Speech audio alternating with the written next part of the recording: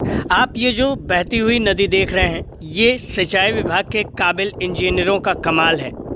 कितने काबिल हैं, कहाँ से पढ़ाई लिखाई की है, ये तो हमें नहीं पता, लेकिन काबिलियत इसमें इनकी साफ झलक रही है।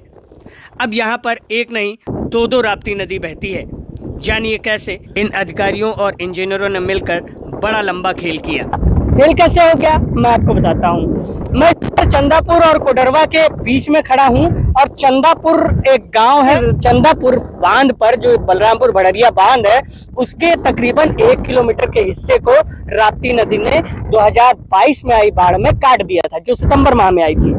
अब सितंबर माह में आई बाढ़ 2-3 महीने में चली गई, फिर इसको जो है बनाने की कवायद शुरू हुई। अब यहाँ पर जो है एक नहीं दो राप्ती बहती है। दो कैसे? एक जिस पर मैं खड़ा हूँ, दूसरी को वो सामने वाली देख रहे हैं, वो सामने जा रही है। अब राप्ती जा तो रही है, लेकिन बीच में खेला हो गया। खेला कैसे हुआ? चूंकि राप्ती को करना था डाइवर्ट। अब राप्ती तो डाइवर्ट नहीं हुई, लेकिन अधिकारियों ने इधर से उधर खूब चीजों को डाइवर्ट किया।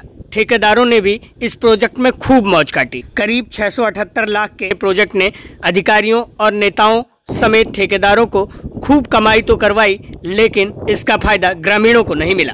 उनकी जिंदगी मिल जाती, खेत पात बच जाते, किसानों का कल्याण हो जाता, बच्चे परदेश ना भागते, यहीं पे काम धाम करके अपना कुछ कर खा लेते। लेकिन ऐसा नहीं करना है। करेंगे क्या?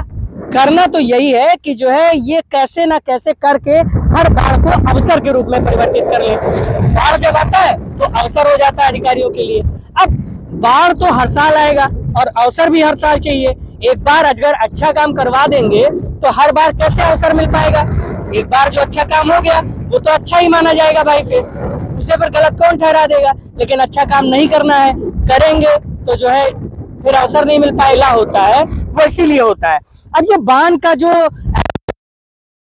किया गया ये ईश्वर जाने, लेकिन काबिल इंजीनियर को इतना समझ में नहीं आया कि नदी को अगर बांधना है तो कम से कम इस सिधाई पर जो है एक बड़ा सा स्ट्रक्चर बनाना होगा, मजबूती देनी होगी उसे कंप्रेशन करके, जिसके जरिए वो बांध दोबारा टूटे ना, पानी का दबाव ना उस पर पड़े और वो बांध लगातार वहां पे जाके अगर जुड़ जाता तो ये नदी कतई इस धारा में तो नहीं बहती, उसी धारा में बहती।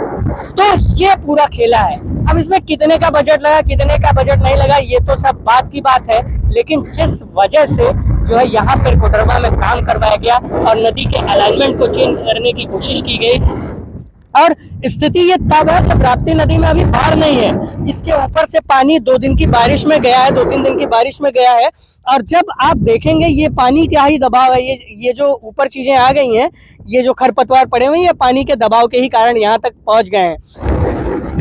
मंत्रियों को और अधिकारियों को, उच्च अधिकारियों को इस बात का संज्ञान लेना चाहिए कि जो थर्ड पार्टी चेकअप करवाते हैं, फोर्थ पार्टी चेकअप करवाते हैं, ईमानदारी का जो सर्टिफिकेट देते हैं, वो ईमानदारी का सर्टिफिकेट गांव में गरीबों तक पहुंचे। अगर गांव में गरीबों तक ईमानदारी का वो सर्टिफिकेट नहीं पहुंचता है तो सरकार किस, अधिकारी किस, उन्हें मिलने वाला लाखों रुपए का वेतन किस काम का? तो ये तमाम चीजें हैं। ये खैर जो बलरामपुर इसमें भी पानी के दबाव से जूझ रहा है लगातार।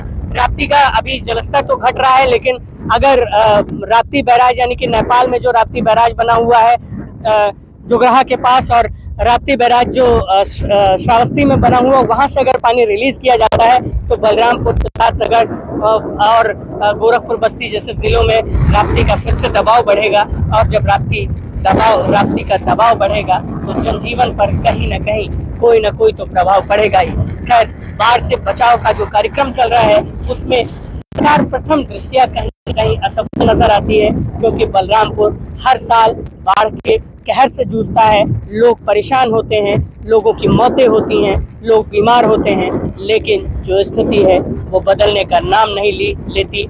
लगातार इसी तरह से खानापूर्ति, पूर्ति करके अधिकारी कागजों में अपना पीठ थपथपा लेते हैं, लेकिन नदी मोड़ने की जगह पे पूरा का पूरा बजट मुड़ जाता है, लेकिन नदी अपनी जगह से टस से मस नहीं होती। बलरामपुर से मैं Yogendra Vishwanath Tripathi, decoding democracy news के लिए।